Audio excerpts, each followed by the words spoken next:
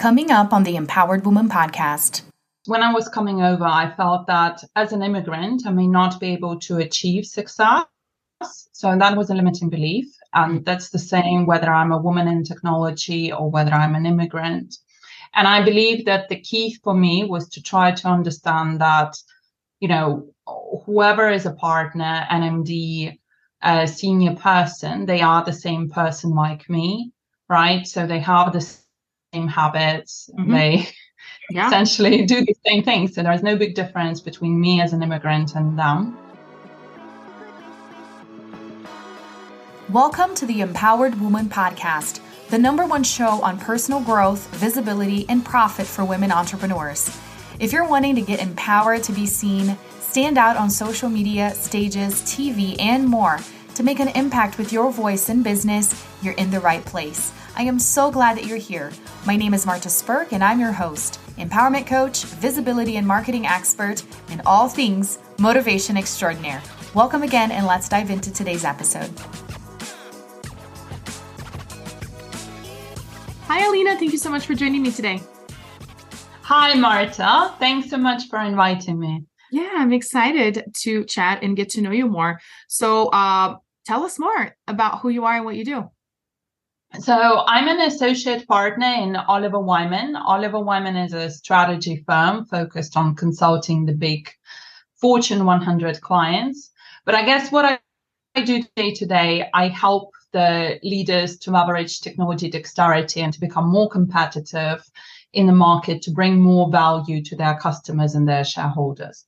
That's wonderful. Well, and I do notice an accent. I'd love for you to share where you're based in and where you're originally from.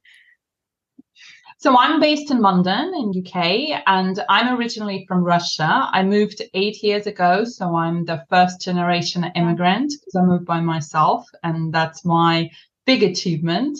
And just this year, I got a British citizenship, which is probably my other big achievement. Amazing. That's wonderful. Well, and as a fellow immigrant, I know how much of an achievement that is. And that's what I wanted to start off talking about in terms of getting to know yourself and your personality type. Before we started recording, you were saying you're very much of a high achiever, which again, as a fellow immigrant, I know that plays a part, and, moving to a completely different country, leaving the safe or what we know, the familiar behind, it takes a lot. So tell me more about your personality type and how that's come about in the work that you do. I mean, originally I was brought up to be a housewife, and I actually never planned to work in something like Oliver Wyman. So when I immigrated, I did immigrate for a job, and I started as a graduate analyst in Accenture. But basically, because I'm a high achiever, I got promoted several times. I got promoted 4 times in the last 4 years. So I made to associate partner perhaps much faster than a comparable woman, female in my industry. So I feel that being an achiever, the key thing for me is the drive, and it's the drive both in the personal development, in development as an immigrant, in, just development in terms of coming to the new country, coming to a new industry, and just generally that helped me achieve success within my life. Definitely. And what are some of the setbacks that you found along the way? Obviously, we're talking about immigration, and there's lots of setbacks on that one. And also being in an industry, in many industries out there, but in the industry that you're in that may be more male dominated, what are some of the obstacles that you've had to overcome, or even some of your own limiting beliefs and negative self-talk in this process? I would say that when I was coming over, I felt that as an immigrant, I may not be able to achieve success. So that was a limiting belief. And that's the same whether I'm a woman in technology or whether I'm an immigrant. And I believe that the key for me was to try to understand that, whoever is a partner, an MD, a senior person, they are the same person like me, right? So they have the same habits. They essentially do the same things. So there's no big difference between me as an immigrant and them. Mm-hmm. When I did join my company, I was the only non-British person out of 100 people that they hired. And I felt a little bit out of place. In fact, I felt a lot out of place. Mm-hmm. But as experience showed, out of my start group, I was probably the fastest growing person, despite the fact that my start was perhaps in the, less advanced in the Mm-hmm. start. Yeah. And what are some of potentially perceived, I like to say perceived mistakes or perceived failures, because I know in the end, they're all lessons and they're part of the process. But what are some of the experiences that you've had to overcome in this process, or maybe a failure or a mistake, and then that you've learned to extend forgiveness for yourself or maybe for others in this process? I would say that there were many mistakes. When I was coming, I just had no idea how life is organized in the UK. So I didn't know small talk. I was very, very, very direct. Now I'm still direct, but I'm perhaps less direct than I used to be.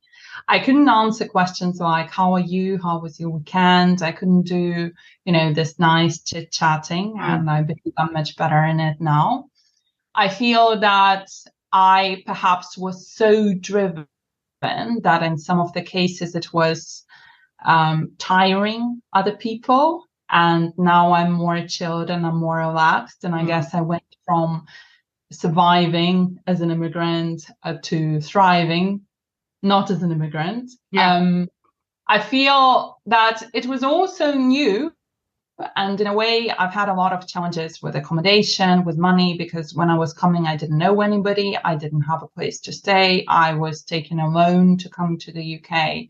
And I wasn't actually sure whether I will get the money to repay it, what life is going to be like. So there was a lot of uncertainty. I would say that uncertainty turned out to be an opportunity, because the way I dealt with uncertainty just helped me deal with uncertainty in my work, in my life. And now when I have to do, complex projects or whatever it is, it's much more easier for me because I learned it in my own life. Yeah. Well, and as we're talking about uncertainty and failure, I was reminded of your TED Talk. Tell us more about the topic and how did you land that? So it's fail but never give up. And it's actually a story of an immigrant, my story of an immigrant, how I used to grow in Russia, how I was brought up to be a housewife in a quite poor background, and how I have been coming to UK despite many, many challenges. So it was really hard for me to get a job. I applied to 500 jobs. In fact, I counted recently for one of the magazines. It was 1,000 jobs because I had to download all the emails of rejection. So it was rejection after rejection after rejection. But I guess the main theme of the TED Talk is fail, but never give up. And failure is an opportunity to grow. And what the talk taught me is, even when I was applying to TED Talks, I got a lot of rejections. I was rejected by every TED Talk in UK, and I think pretty much every TED Talk in Europe. And actually, it was this persistence and resilience and seeing failure as an opportunity to grow that got me to do the ultimate TED Talk.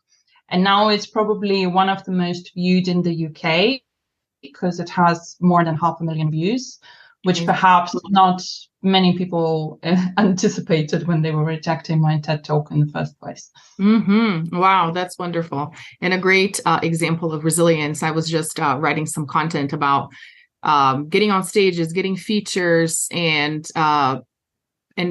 asking the question, what does it actually take to achieve these things? And what it really takes is for you to believe that you can and not give up, because eventually you will get it if you don't stop, and you will learn along the way what is more helpful, what people are looking for. But it takes that resilience to not give up. So I love that example. And speaking about empowerment, now that we've moved on past, the mistakes, the forgiveness, obviously it looks like a big achievement and something that you're proud of is the immigration. Tell us more about the advancements in your career, in your professional life, and the things that you're proud of having accomplished. I mean, recently I won Inspirational Person of the Year. So that is within the IT Awards of the UK. I was really proud. I mean, first of all, because I've been doing all these talks and podcasts and that people actually do listen to them, do get inspired, and then it was recognized by the industry. So I felt, even though I'm doing it in my free time outside of my work, it's something, spreading the beauty to the other people and helping the other people. I felt really good on that day, to be very honest. I looked nice, I spoke well, and I got the award, even though I didn't know whether I'm going to get it or not. But that was a memorable moment. I think in other cases, I mean, I progressed quite fast in my career. So I think with the resilient mindset, people do recognize my drive, my ambition, and it does help me bring the business, build the networks. The fact that I started from feeling in perhaps less of a comfortable space, enables me to take uncomfortable action. And I'm quite good in, pitching for new business, winning new work. And it's the same process, whether it's a TED talk or getting a new job or getting business, because in the start, everybody says they don't want it or they don't reply. And in the end, after a lot of persistence, something happens. Yeah, exactly. That's really what it takes. It's the persistence. And like your TED talk says, not giving up. That's what will get you there. And finally, I would love to hear some awesome stories of clients and companies that you've helped as part of your profession and in the company that you work for. What are some of your favorite highlights? I mean, so there are a few. So there are some on the proper company level, and it's essentially helping the companies through the cloud transformation journey, for example. So a lot of the organizations struggle to get the business benefits on their transformation. And for me, the business benefits is, impacting the customers, people like you and I, Marta, helping us with the innovation, helping us with the speed. Whereas in many of the cases, the clients think about it as a technology change, as a, engineering or something perhaps less customer facing. So what I've been doing with many organizations is helping them on this cloud transformation journey so that it's not a pure technology change, but it's actually a change within the organization, the ways of working, but also the change for the ultimate customer. So that if you were to use the banking app, for example, it just works much faster. Or if you were to get services, they're more innovative, they're better, they're faster. So that is kind of one thing. And the second thing, which is not my day-to-day job, but I do a lot of mentoring, and I tend to target immigrants or women in business. So somebody who would have experienced the same setback as me coming to UK or perhaps looking for a job. And where I've been very successful recently, there was a girl, she was struggling to get a job. She applied to like 100 jobs. She couldn't get through the interviews. And I was mentoring her in terms of how she could adapt her mindset. What is it she could, envisage? How can she become more confident before she gets into the interview? And I just got a message from her a couple of days ago saying that she got not only one offer, but 4 offers. And she's very, very happy that, it was literally the mindset change. So it wasn't the mechanics of her knowledge or mechanics of her, understanding of the topic. It was purely how she would come across and the internal belief that she can do it and it's possible. Wow. Yeah, that's wonderful. That's a great outcome there for her to make these tweaks and then see the results. That's amazing. And I love that you're doing this work outside of your regular job in helping people that have a similar journey. than you are than as a woman, as an immigrant, and looking for jobs or experiencing setbacks as they're going through their journey. So last but not least, I would love for you to answer my burning question here. And I think this goes beautifully as a segue to what you just said. What is an empowered woman?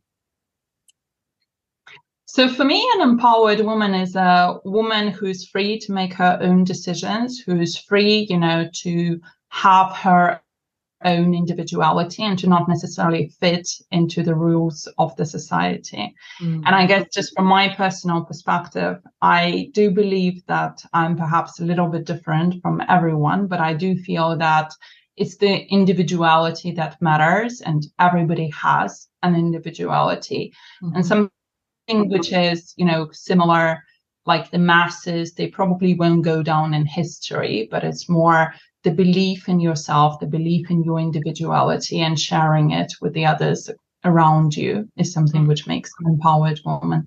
So true. Love that. Well, tell us how to connect with you. How can we find you? Obviously, I'll have the link to your TED Talk in the show notes. But what are some different ways that people can connect with you? So the best way to get in touch is LinkedIn. I tend to share their stories about motivation and immigrants because I do think this topic is not fully covered, to be very honest. Yeah. I do talk about technology dexterity, and some of the topics like cloud transformation or, getting new business revenues using technology. So those are kind of the main channel for me. And I do respond quite quickly if people want to get in touch. Wonderful. I'll be sure and put the links in the show notes. Thank you so much for sharing more about your story and all the amazing things that you're doing out there, empowering people in the world. Thank you, Marta. Thanks so much for doing this as well. Thanks so much for tuning in today. I hope this episode empowered you. And if you enjoyed the show, please join the Empowered Woman community on Facebook and share with friends or leave a review on iTunes so more people can discover this empowering message. Until next time, bye.